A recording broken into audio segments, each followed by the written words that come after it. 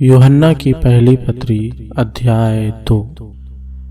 हे मेरे बालकों, मैं ये बातें तुम्हें इसलिए लिखता हूँ कि तुम पाप ना करो, और यदि कोई पाप करे तो पिता के पास हमारा एक सहायक है, अर्थात धर्मी यीशु मसीह, और वही हमारे पापों का प्रायश्चित है, और केवल हमारे ही नहीं वरन सारे जगत के पापों का भी।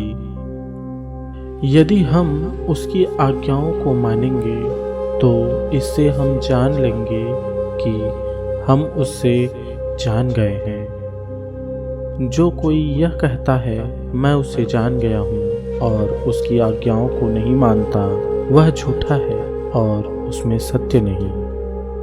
पर जो कोई उसके वचन पर चले, उसमें सचमुच परमेश्वर का प्रेम सिद्ध हुआ है।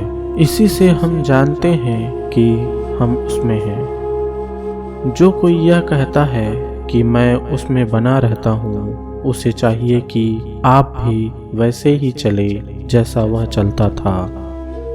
हे प्रियो, मैं तुम्हें कोई नई आज्ञा नहीं लिखता, पर वही पुरानी आज्ञा जो आरंभ से तुम्हें मिली है। यह पुरानी आज्ञा वह वचन है जिसे तुमने सुना है।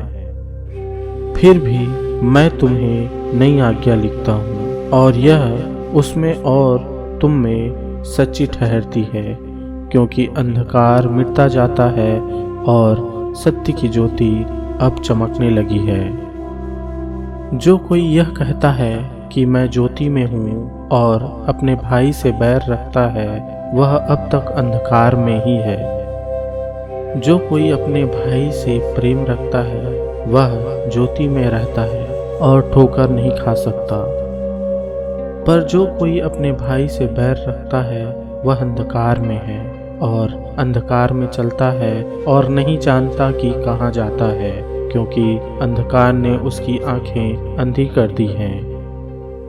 हे बालकों, मैं तुम्हें इसलिए लिखता हूँ कि उसके नाम से तुम्हारे पाप क्षमा हुए हैं। हे पितरों, मैं तुम्हें इसलिए लिखता हूँ कि जो आदि से है तुम उसे जानते हो। हे जवानों, मैं तुम्हें इसलिए लिखता हूँ कि तुमने उस दुष्ट पर जय पाई है। हे लड़कों, मैंने तुम्हें इसलिए लिखा है कि तुम पिता को जान गए हो। हे पितरों, मैंने तुम्हें इसलिए लिखा है कि जो आदि से है तुम उसे जान गए हो। हे जवानों, मैंने तुम्हें इसलिए लिखा है कि तुम बलवंत हो और परमेश्वर का वचन तुम में बना रहता है, और तुमने उस दुष्ट पर जय पाई है। तुम ना तो संसार से और ना संसार में की वस्तुओं से प्रेम रखो।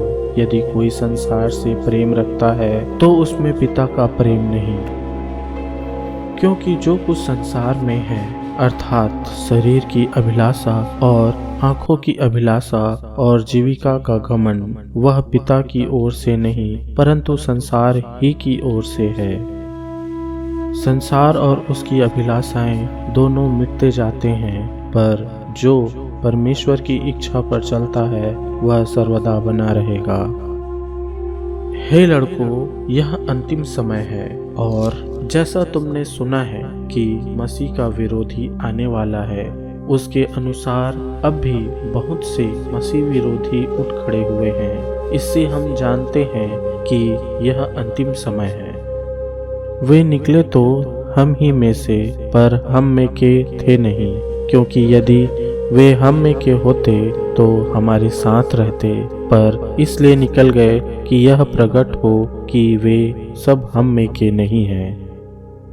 परंतु तुम्हारा तो उस पवित्र से अभिषेक हुआ है और तुम सब कुछ जानते हो। मैंने तुम्हें इसलिए नहीं लिखा कि तुम सत्य को नहीं जानते, पर इसलिए कि उसे जानते हो, और इसलिए कि कोई झूठ सत्य की ओर से नहीं। झूठा कौन है?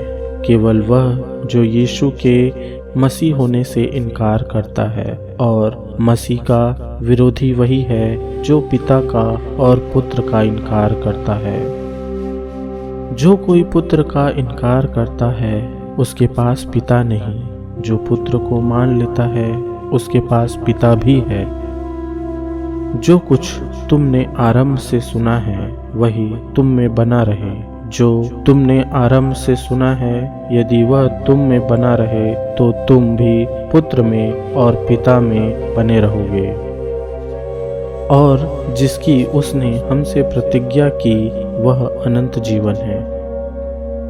मैंने ये बातें तुम्हें उनके विषय में लिखी हैं जो तुम्हें भरमाते हैं, परंतु तुम्हारा वह अभिषेक जो उसकी ओर से किया गया तुम में बना रहता है, और तुम्हें इसका प्रयोजन नहीं कि कोई तुम्हें सिखाए, वरन जैसे वह अभिषेक जो उसकी ओर से किया गया तुम्हें सब बातें सिखाता है, और यह सच्चा है और झूठा नहीं, और जैसा उसने तुम्हें सिखाया है वैसे ही तुम उसमें बने रहते हो।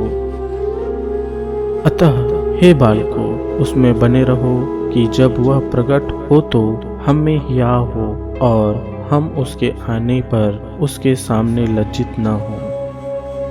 यदि तुम जानते हो कि वह धर्मी है तो यह भी जानते हो कि जो कोई धर्म का काम करता है वह उससे जन्मा है।